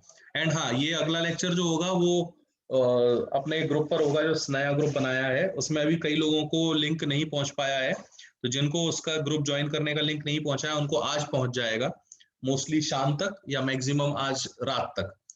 कल के लेक्चर जो है वो नए ग्रुप पे लिंक आएगा उसका। और जिनके अभी ड्यूज पेंडिंग है बेटा, आज का दिन है आपके पास, निपटा लो उसको, है ना। ऊपर हाँ अभिजीत, एक मिनट बता रहा हूँ तुम्हारा क्वेश्चन, बताता हूँ वो भी, चलो अभी खत्म करना ही है।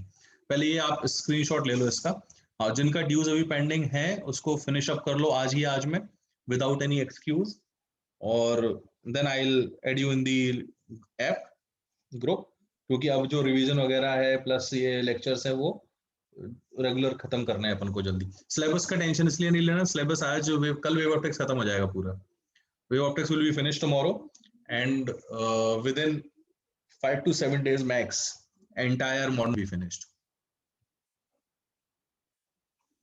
Revision schedule as told earlier will be produced within 2-3 days. The reason is because I'm not able to actually judge the proper speed which I am getting in this new method of teaching.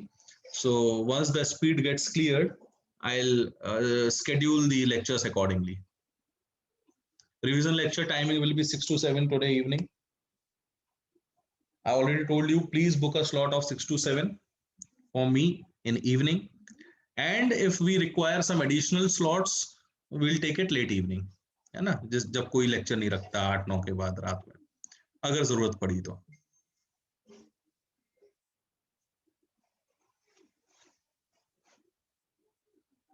इसका screenshot I hope ले लिया होगा। अगले पर आ रहा हूं मैं और नीचे कर रहा हूं। इसका ले लो भाई, फ्रॉनहोफर्स डिफ्रैक्शन का, छोटी छोटी चीजें हैं और क्या।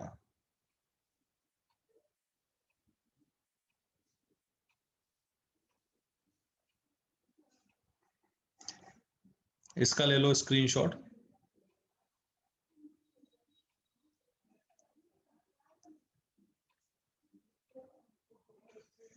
ये राइट साइड वाला portion just to make you understand है, अगर आप एंगल यहीं इंडिकेट कर पाओ तो अभी चल जाएगा। और ये केवल इसके दम पे मत रहना, इसके नोट्स बना लेना खुद, नहीं ढूंढते रह जाओगे पन्ने। फिर ये इंपॉर्टेंट है, इसका स्क्रीनशॉट ले लो भाई, डिफ्रैक्शन यूजिंग सिंगल स्लिट।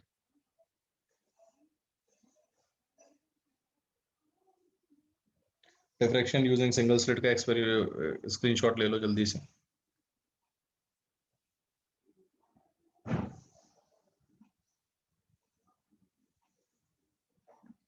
ठीक है, इसके बाद डिफ्रैक्शन मिनिमा, इसका ले लो स्क्रीनशॉट।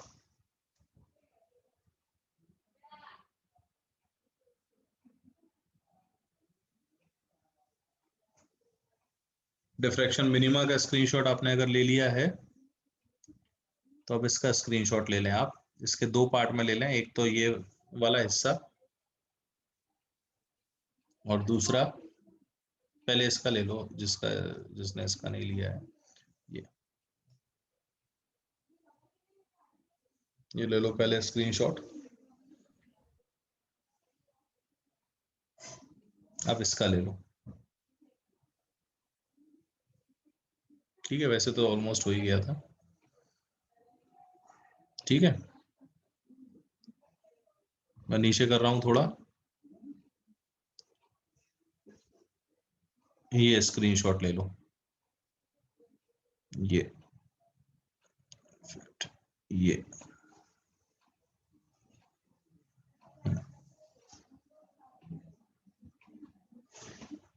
ठीक है।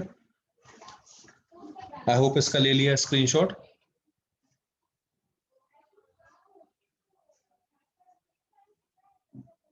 इसके बाद इसका ले लो।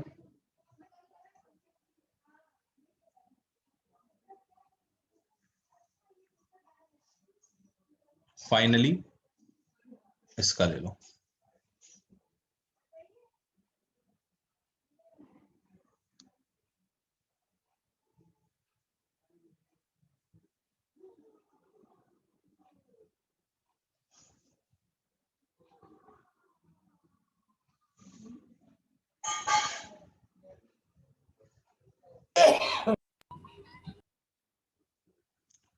ठीक है, ले लिया शायद स्क्रीनशॉट इसका भी। अब जस्ट अपडेट, अगर किसी का कुछ कोई जगह का स्क्रीनशॉट रह गया है तो मुझे बता दो।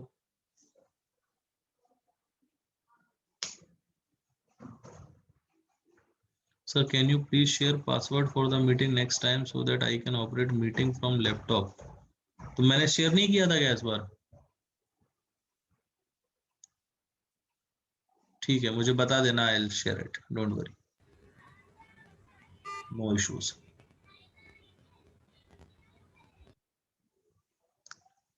यहाँ तक सबका सभी तरीके से स्पष्ट है सबको सब कुछ। चलो अभी इसको फिनिश ऑफ करते हैं जल्दी से, इसकी बची हुई 2-3 चीजें हैं, वो मैं आपको जल्दी से बता दूं। एक तो जो क्वेरी आप पूछ रहे थे कि सर अगर बी का वैल्यू जो है वो लेमडा के कंपैरिजन में कुछ कम ज्यादा रहा, वैसे तो नीट वालों को इसकी जरूरत नहीं है, बट ठीक है, अब तुमने पूछा है तो बता ही देता हूँ, क्योंकि जेई वालों के भी काम आ जाएगा ये। आपने अभी अभी यहाँ पर ध्यान से देखा था, एक सेकंड रुकिएगा, आपने अभी अभी यहाँ पर ये देखा था कि जो थीटा आया था हमारा, that came out to be sine inverse m lambda by b. This was the value for angular position of minima. ये थीटा क्या है एक्चुअली में? This is the angular position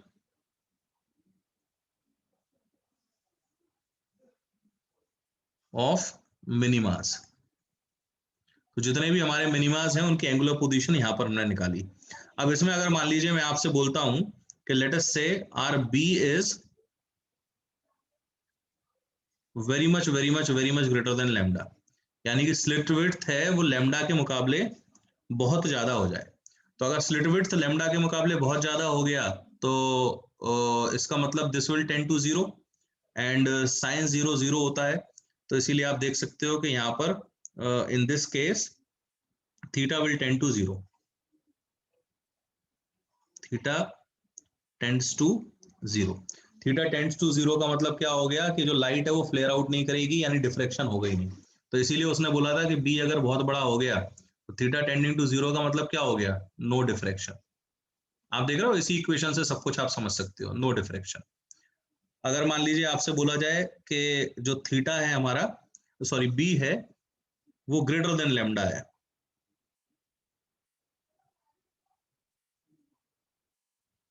तो हम यहां पर ये कह सकते हैं कि when slit width B is more than the wavelength of light, है ना, then the first minima and other higher order minima and maxima can also be seen. समझ रहे हो आप? अगर मैं सेकंड केस ले लेता हूं कि बी ग्रेटर देन लेमडा है, मतलब बहुत ज्यादा बड़ा नहीं है बट ठीक ठाक बड़ा है, एक सेकंड रुकना।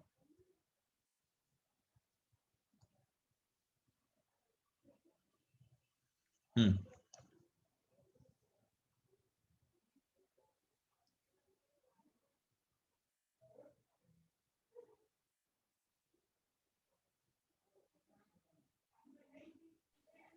तो यहाँ पर आपको फर्स्ट मिनिमा दिखाई देगा और बाकी मैक्सिमम मिनिमा भी थोड़े बहुत दिखाई देंगे।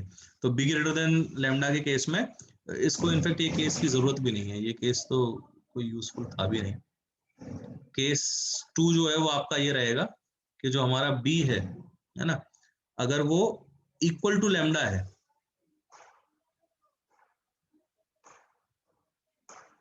ठीक है, तो बी इक्वल टू लेमडा होते से ही आप समझ जाओगे थीटा वन है वो पाई बाय टू आ जाएगा।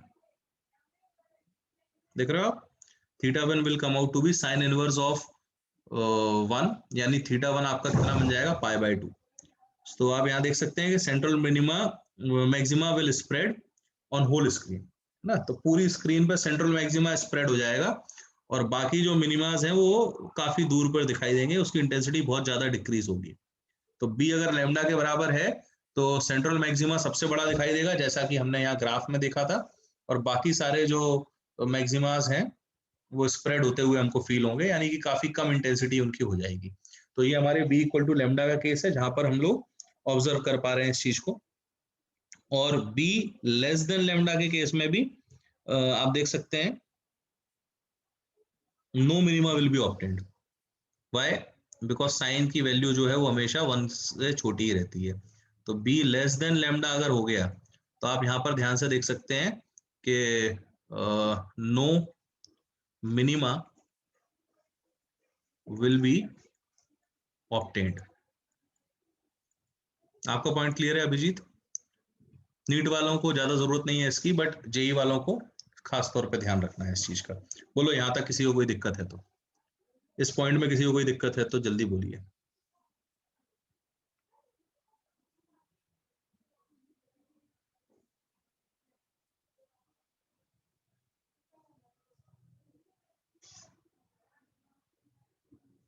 जल्दी बताइए, सभी को क्लियर है? बाकियों को किसी को कोई डाउट है इसमें? चलो इसका एक लास्ट पॉइंट और बता दूं and I will wind this session of, है ना। इसका एक छोटा सा लास्ट पॉइंट जो है, आज नई आईडी से लॉगिन किया तो लकीली इसने हमको 40 मिनट बाद वार्निंग नहीं दी। चलो उल्लू बना दिया आज हमने जूम को, बहुत ही खुशी की बात है। चलो, बट डिफ्रैक्शन नेग्लिजिबल क्यों, क्या? फिर से पूछो, क्या पूछ रहे हो और थोड़ा क्लियर।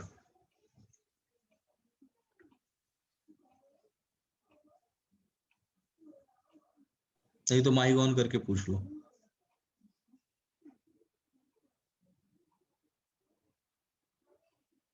नथिंग, चलो ठीक है।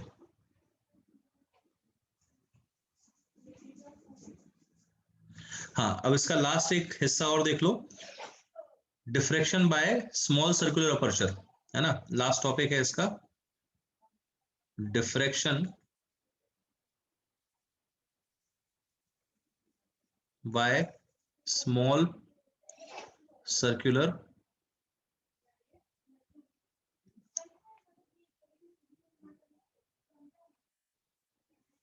अपर्चर। ठीक है, अभी जो डिफ्रैक्शन हम देख रहे थे वो एक रेक्टेंगुलर स्लिट से देख रहे थे, बट ऐसा जरूरी नहीं है हमेशा रेक्टेंगुलर स्लिट से ही डिफ्रैक्शन हो। कई बार डिफ्रैक्शन जो है वो सर्कुलर स्लिट से होता है, यानी कि ऐसा कुछ हो रहा होगा कि जो लाइट है वो यहां से ऐसे आ रही थी, थोड़ा भावनाएं समझना मेरा चित्रकारी में, लाइट ऐसे आ रही थी और सामने जो कार्डबोर्ड लगाया गया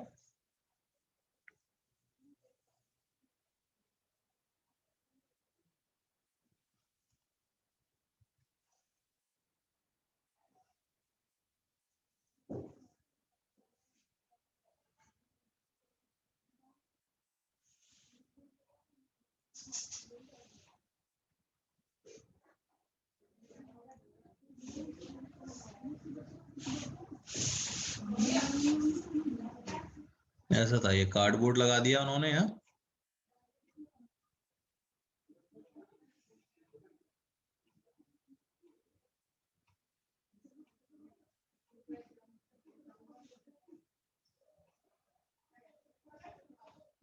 ठीक है, और इस कार्डबोर्ड में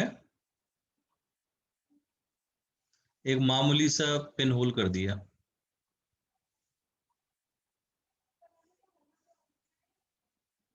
ये कर दिया, ये छोटा सा पिन होल, देख रहे हो। अब क्या होगा, इस स्लिट में से जैसे ही पिन होल के थ्रू लाइट रे पास करेगी, बाहर निकलते से ही हमने यहाँ पर, ये हमारी सेंट्रल, एक सेकेंड, ये था,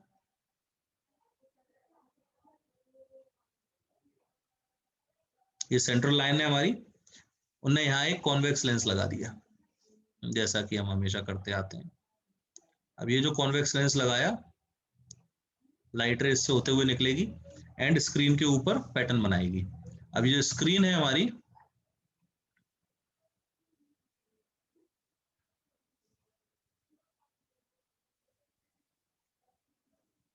वो ऐसी रहेगी,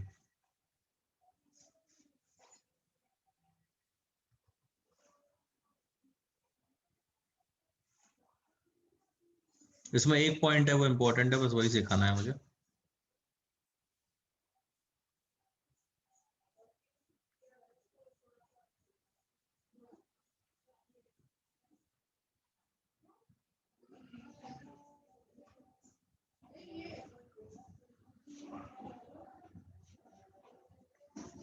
ये देखो, ये स्क्रीन है हमारी, ठीक है। अब इस स्क्रीन पे हमको क्या क्या दिखाई देगा, मैं आपको वो बताना चाहता हूँ। तो स्क्रीन पे हमको सबसे पहले तो ये दिखाई देगा कि यहाँ एक सेंटर पे मैक्सिमा बनता हुआ दिखाई देगा, ये ऐसा, ठीक है। I didn't. हाँ बोलो, क्या कुछ पूछ रहा है कोई, कोई पूछना चाह रहा है क्या कुछ? ठीक है, इसके बाद फिर हमको एक मिनिमा दिखाई देगा और फिर एक काफी कम इंटेंसिटी का ये सर्कुलर फिर से मैक्सिमा दिखाई देगा। आपने देखा ना, इंटेंसिटी तो रिड्यूस होगी, बाकी कुछ चेंज नहीं होगा नेचर में, केवल थोड़े से डायग्राम में और उसके एक तो जैसे वहां फ्रिंज पैटर्न बोलते थे, यहाँ डिफ्लेक्शन पैटर्न में थोड़ा सा चेंज है, तो ये हमारा फिर मिनिमा हमको दिखाई देगा, मैक्सिमा दिखाई देगा। फिर थोड़ी देर बाद फिर से हमको बहुत कम इंटेंसिटी का, वेरी लेस इंटेंसिटी का एक ऐसा मैक्सिमा दिखाई देगा, और बाकी सब जगह स्क्रीन पर मिनिमा रहेगा सर्कुलर। तो ये जो हमारा पैटर्न बनता हुआ हमें दिख रहा है फ्रिंज पैटर्न, ये हमारा सर्कुलर अपर्चर के रूप में बनता हुआ दिख रहा है। इसमें एक खास बात सबसे ज्यादा जरूरी जो है, जो मैं आपको बताना चाहता हूँ, कौन सा कलर है जो ब्लैक पे तो खैर कोई नहीं चलता, येलो, येलो भी नहीं चलेगा ना इसमें, चल रहा है, अच्छा ठीक है। तो आप ऐसे समझ लो कि अगर मैं centre to centre line join करता हूँ ये वाली, ठीक है, तो आपको सबसे पहले ये समझना होगा कि इसके सेंटर से जो ब्राइट का रेडियस है या आर्क है, ये देखो, ओहो, ये मैं बताना चाह रहा हूँ। ये तो सुविधा हो जाती है कि ये सब मैं व्हाइट बोर्ड पे नहीं कर सकता था। ये देखो, ये है ना, ये जो रेडियस आ रहा है, ऐसी ये जो डिस्क बन रही है ना, इनको एक खास नाम दिया गया है, जो सेंट्रल मैक्सिमा पे, इसको हम एरीज डिस्क बोलते हैं, है ना।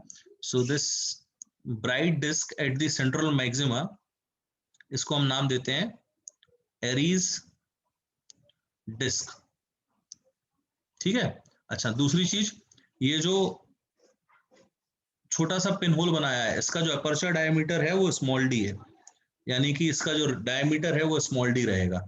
और ये जो छोटा सा एंगल बना है ना हमारा थीटा एंगल, ये हमें थोड़ा पूछा जाता है हमसे इस बारे में। वो हमसे क्या पूछता है कि सर ये जो एरीज डिस्क है, इसकी एंगुलर पोजीशन क्या रहेगी, या angular position of the first dark fringe की आउटर एज क्या रहेगी। तो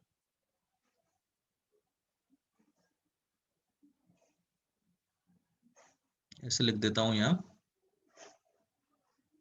एंगुलर पोजीशन ऑफ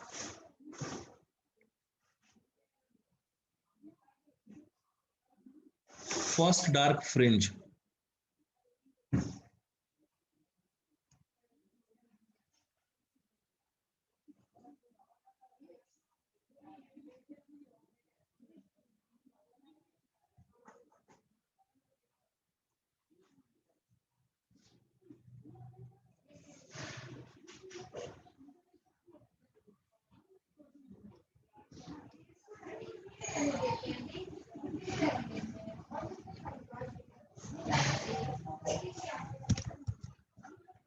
ऐसा कह देंगे। तो एंगुलर पोजीशन इसका जो आ रहा है वो ये आ रहा है, ये थीटा वन, ठीक है।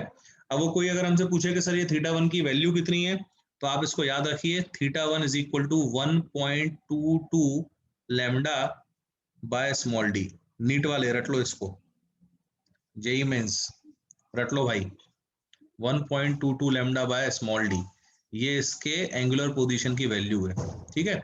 चूंकि कॉन्वेक्स लेंस लगाया था तो आप समझ गए होंगे ये भी फिर से क्या है, फोकल लेंथ के बराबर है। तो अगर कोई आपसे पूछता है कि what is the radius of the Airy's disc, है ना, ये इंपॉर्टेंट है, radius of Airy's disc, this is equal to R nought, और इसकी जो वैल्यू आएगी this will come out to be f of theta one, यानी कि सीधा सीधा 1.22 lambda f by small d.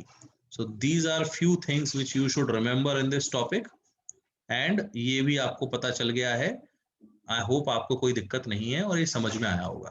तो डिफ्रैक्शन पैटर्न सर्कुलर अपर्चर से इस तरीके से बनेगा, और उसमें जो सेंट्रल मोस्ट डिस्क रहेगी उसको हम एरीज डिस्क बोलते हैं, जिसका रेडियस हमने निकाल लिया है, और यही हमारे लिए जरूरी था। अब मुझे बताओ, यहां तक की चर्चा में कोई भी पॉइंट अगर आपको क्लियर नहीं है तो मुझे बता दो, और इसका स्क्रीनशॉट ले लो जो मैंने अभी बताया। एक ये बन जाएगा स्क्रीनशॉट, और दूसरा स्क्रीनशॉट आपका यहां बन जाएगा। बताइए भाई, किसी को कोई तकलीफ है, दुख दर्द है, बताइए, क्लियर है या नहीं, जल्दी जल्दी, एकदम स्पीड में। कोई तकलीफ, सबको समझ में आया बेटा? चलो ये बहुत ही अहम हिस्सा हमने कवर कर लिया है। ये आपका जो पॉइंट है इसको हम लोग कहते हैं डिफ्रैक्शन। अब कल के दिन हम लोग पोलराइजेशन को पढ़ेंगे और ये नए ग्रुप में इसका लिंक आएगा, स्क्रीनशॉट फिर से ले लो। नए ग्रुप में इसका लिंक आएगा अगला वाला जूम लेक्चर का। उस लिंक में आज रात तक, रात के करीब 9-10 बजे तक जो भी ज्वाइन ना हो वो मुझे मैसेज भेज देना कि सर हम ज्वाइन नहीं हो पाए। अगर उनके ड्यूज होंगे तो मैं बता दूंगा कि भाई साहब आपके इतने ड्यूज हैं, निपटा दो उसको। तो अगले दिन सुबह लेक्चर के पहले निपटा देना।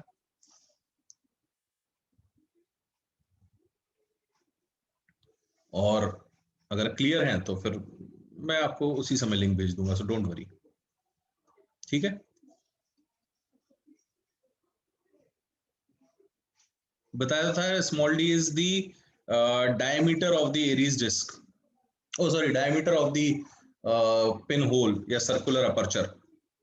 सर्कुलर जो आपने वो छेद बनाया ना छोटा सा कार्डबोर्ड में पुट्ठे में, उसका डायमीटर है डी, स्मॉल डी। ये स्क्रीनशॉट ले लिया सभी ने जो जो लेना था?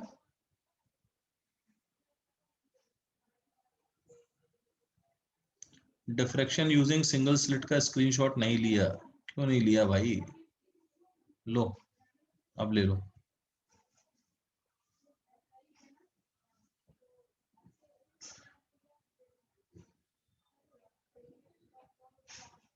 ठीक है, आई थिंक अब काफी कुछ हो गया है, सब लोगों ने समझ भी लिया है, कर भी लिया है। तो आज के लिए फिर इतना ही रखते हैं अपन, है ना? और इस सेशन को यहीं पर विराम देते हैं। Please send the recording of revision lecture of yesterday Rutuja. हाँ बेटा, अब वो सेंड कैसे करना है पहले ये देख लूँ मैं, करता हूँ आज, कोशिश करता हूँ। ओके बेटा, bye bye everyone, see you.